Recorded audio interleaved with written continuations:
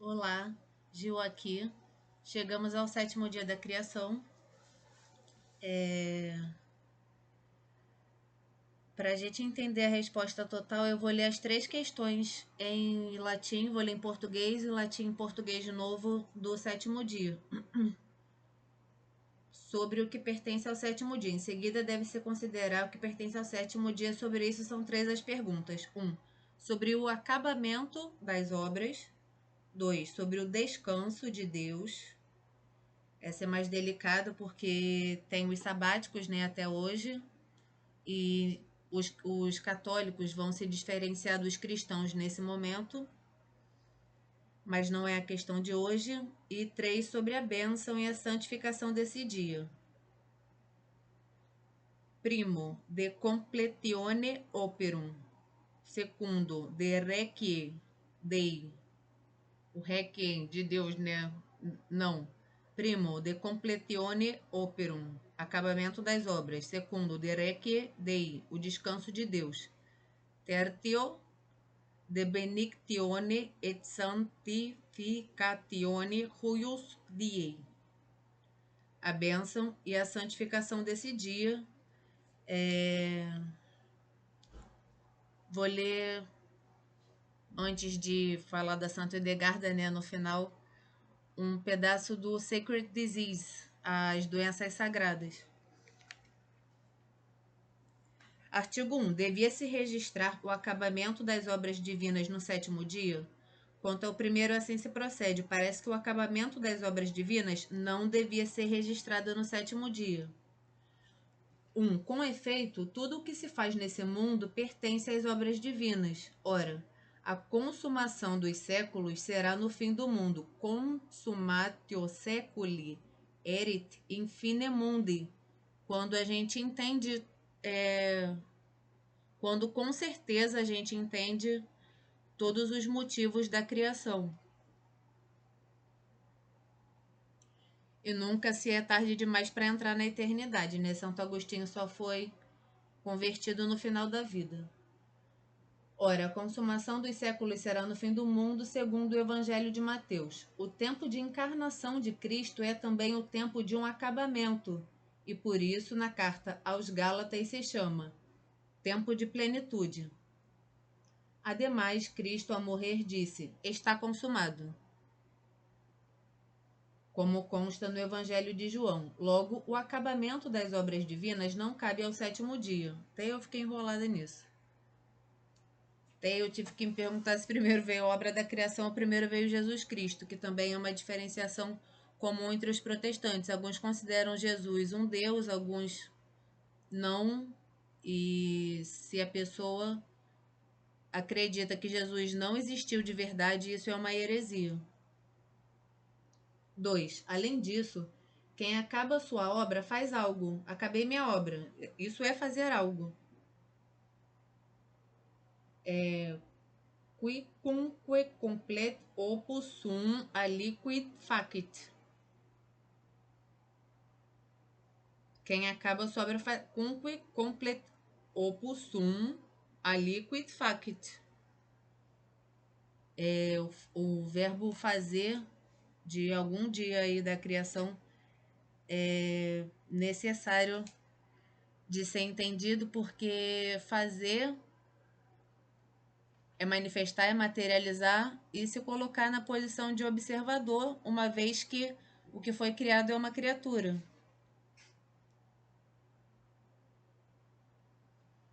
2. Além disso, quem acaba a sua obra faz algo. Ora, não se lê nas Escrituras que Deus tenha feito alguma coisa no sétimo dia, até porque descansou de toda a obra. Logo, o acabamento das obras não cabe ao sétimo dia.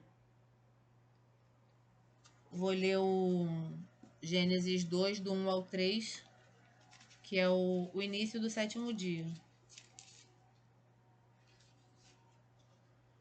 Gênesis 2, do 1 ao 3. Assim foram terminados os céus, a terra e tudo o que há neles. No sétimo dia, Deus havia terminado. Em latim tem um infinitivo que chama infinitivo passado. Deus havia terminado a sua obra e ele passou a descansar no sétimo dia de toda a obra que fez. E Deus abençoou o sétimo dia e o declarou sagrado, pois neste dia Deus tem descansado de toda a obra que criou, de tudo que ele decidiu fazer. Esta é a história dos céus e da terra no tempo em que foram criados, no dia em que Jeová Deus fez a terra e o céu. Ainda não havia nenhum arbusto no campo, na terra, nem havia começado a brotar nenhuma vegetação no campo, porque Jeová Deus não tinha feito chover sobre a terra, e não havia homem para cultivar o solo, mas uma neblina subia da terra e regava toda a superfície do solo. 3. Ademais, uma coisa não se diz acabada, a qual se acrescentam muitas outras, a não ser que sejam supérfluas, porque é chamado perfeito aquilo ao qual nada falta do que deve ter. Mas depois do sétimo dia, muitas coisas foram feitas, como a reprodução de muitos indivíduos e de algumas novas espécies que, aliás, sempre vão aparecendo, principalmente nos animais gerados da putrefação. Ademais, Deus todos os dias cria novas almas. Nova também foi a obra da encarnação, a respeito da qual se diz no livro de Jeremias: coisas novas o Senhor fará sobre a terra. Novas obras miraculosas também foram feitas, segundo o livro do Eclesiástico. Renova os sinais e modifica as maravilhas. Também tudo será renovado na glorificação dos santos. Segundo o Apocalipse, os santos, para o católico, cada santo, cada monge, é um guardião do sobrenatural. Então, cada um santo tem, cada pessoa, cada indivíduo tem uma função. O correto seria identificarmos a nossa função, qual a descrição do nosso DNA original, e desempenharmos essa função com a maior perfeição possível, com a maior comunhão com Deus possível, que é o motor imóvel de todas as coisas. Então ele cria o mundo em 6 dias para que ele próprio possa existir. Vou fazer uma separação aqui, né? Né?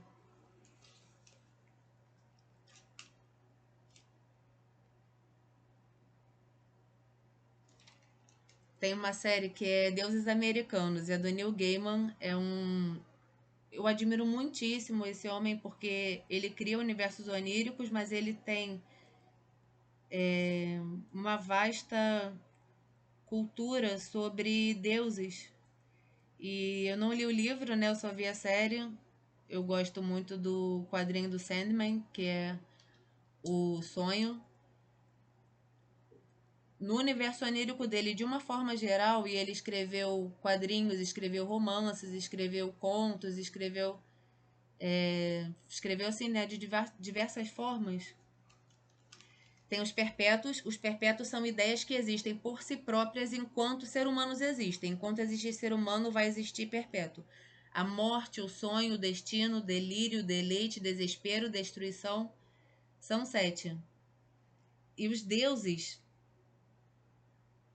são entidades que os humanos vão crer a partir de suas culturas, e quando deixar de existir alguém que crê naquele Deus deixa de existir. Os perpétuos não, eles se renovam naturalmente porque é o universo onírico do Neil Gaiman. E aí tem os deuses americanos, que é uma batalha dos deuses antigos contra os deuses novos. A televisão, tecnologia. E aí eles tentam angariar o Odin. Olha isso, eles tentam angariar o Odin pra... Nossa, parece a mulher na televisão, Pique Marilyn Monroe, fazendo comercial de eletrodomésticos, fazendo um foguete, saindo fogos de unicórnio escrito Odin. O tipo das coisas, né, que se usa nessa batalha, né, para avivar os deuses. Calma aí. Assim, então existem muitos mundos, naturalmente. Então, para que Deus exista, precisa existir um mundo com pessoas, é o Criador. o motor imóvel de todas as coisas. Isso que é o Facket, né? Assim, trazendo do meu universo onírico pessoal para o reconhecimento do que é a realidade dentro da cosmologia católica.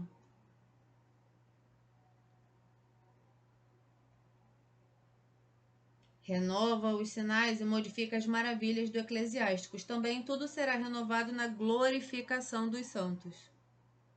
Segundo o Apocalipse,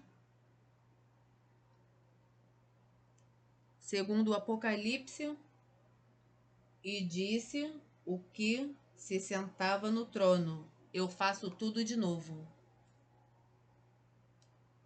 Logo, o acabamento das obras divinas não deve ser atribuído ao sétimo dia.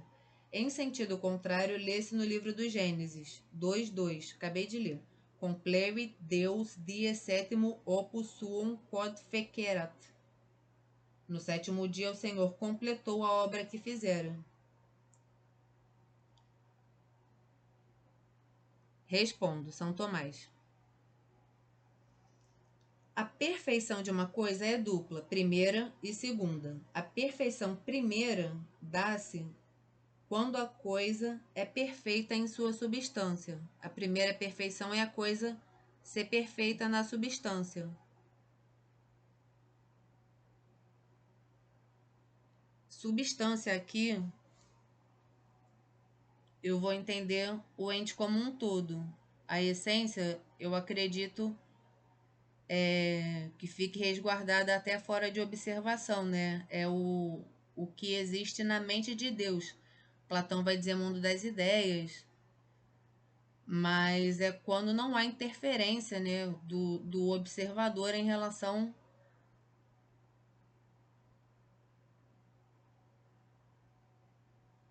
à constituição etérea própria do que é feito um ente, porque somos todos feitos de sutilezas. E eu vou chamar isso essência e vou chamar substância o ente apreensível na sua forma mais pura. Porque há uma diferença entre a manifestação da alma ou do ser verdadeiro, senão não seria chamado flatus votis tudo o que se diz. Já que a voz primeira vem do coração, segundo o próprio São Tomás de Aquino.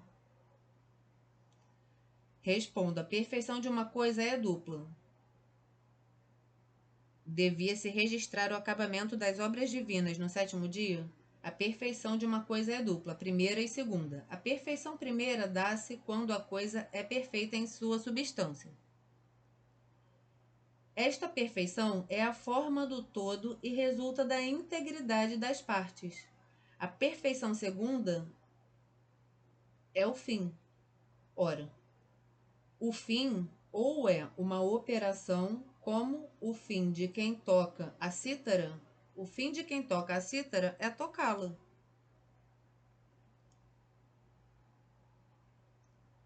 Qual o fim dos pássaros, né?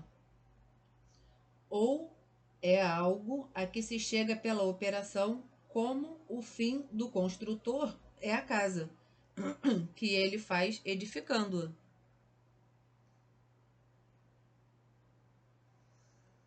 A perfeição primeira é causa da segunda. A gente não tem como...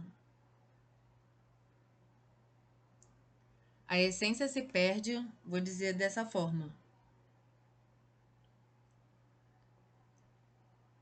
A essência se perde quando a gente deixa de lidar com objetividade com uma substância. Isso é o princípio da bifurcação. Se está se lidando objetivamente com aquilo, então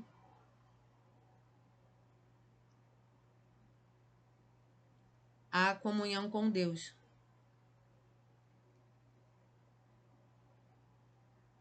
A perfeição primeira é causa da segunda porque a forma é o princípio da operação. A última perfeição, que é o fim de todo o universo,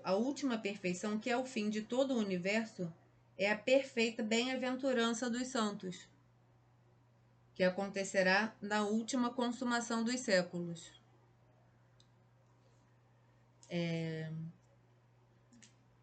sobre a gente reconhecer a nossa função e querer, às vezes, rodar, né, outra função. A gente quer, não quero essa função, não, quero experimentar como é uma outra determinada função. A perfeição primeira é a causa da segunda, porque a forma é o princípio da operação. A última perfeição, que é o fim de todo o universo, é a perfeição, é a perfeita bem-aventurança dos santos que acontecerá na última consumação dos séculos. É porque o séculi no latim vai trazer essa noção de secular. E a justiça divina é perfeita na medida em que, se uma alma tem fome de uma determinada experiência, ela irá buscá-la naturalmente. Faz parte também do livre-arbítrio isso. Ultima autem perfectio quae est finis totius universi est perfecta beatitudo sanctorum, quae erit in ultima consumatione seculi. A perfeição primeira, que consiste na integridade do universo, se deu na primeira instituição das coisas, e é ela que é atribuída ao sétimo dia. Essa perfeição da substância, porque ainda vão ser criadas efetivamente, Deus cria novas almas todos os dias. Respondeu: quanto ao primeiro,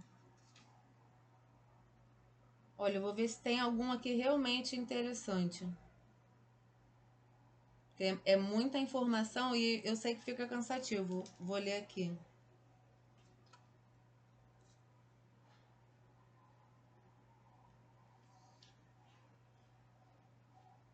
O tempo de encarnação de Jesus é também o tempo de algum acabamento, por isso é chamado tempo de plenitude. Deus disse: está consumado. Quanto ao primeiro, portanto, deve-se dizer que, como foi dito, a perfeição primeira é a causa da segunda. Para se alcançar a bem-aventurança são necessárias duas coisas, a natureza e a graça. Sendo que a perfeição da bem-aventurança, como também foi dito, acontecerá no fim do mundo. Ora, essa consumação precedeu como causa, no que se refere à natureza, na primeira instituição das coisas. Mas, no que se refere à graça, na encarnação de Jesus Cristo, porque disse João em seu Evangelho: a graça e a verdade nos vieram por Jesus Cristo. Assim, no sétimo dia completou-se a natureza, na encarnação de Cristo completou-se a graça. No fim do mundo, completar-se-á a glória. Por isso se diz: tudo para a glória de Deus, tudo para a glória de Deus.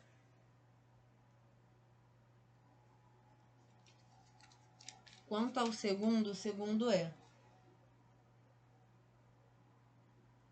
além disso, quem acaba sua obra faz algo. Logo, o acabamento não cabe ao sétimo dia. Deve-se dizer que no sétimo dia Deus fez alguma coisa, não criando uma nova criatura, mas administrando as criaturas e movendo-as para as próprias operações, o que, de certo modo, pertence a certo início da perfeição segunda.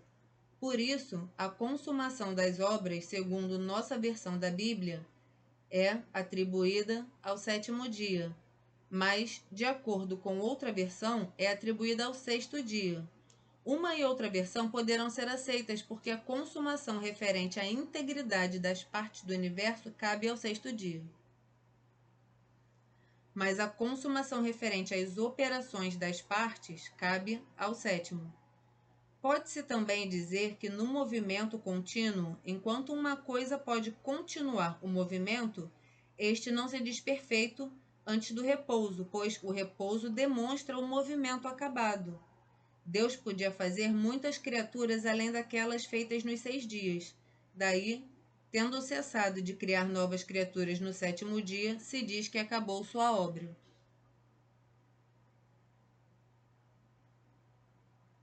O terceiro é o renova os sinais e modifica as maravilhas. Deve-se dizer que nada do que foi feito ulteriormente por Deus é totalmente novo. porque, de certo modo, estava antecipado nas obras dos 6 dias. Algumas coisas pré-existiram materialmente, por exemplo, ter formado a mulher da costela de Adão.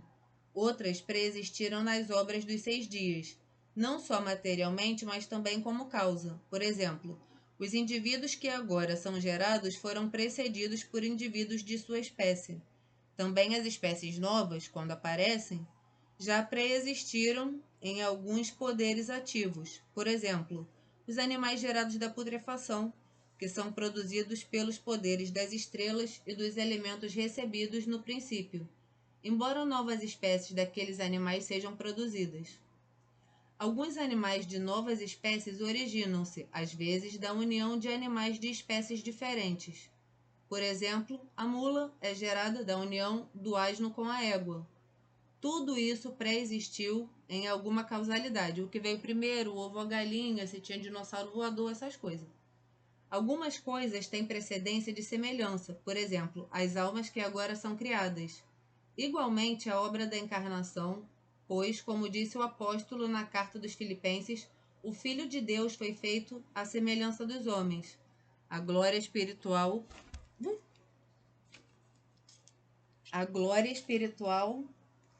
precedeu por semelhança nos anjos, e a glória do corpo no céu pré-existiu principalmente no céu empíreo. Daí o que se diz no livro de Eclesiastes: nada novo sob o céu, porque tal já precedeu nos séculos que nos antecederam.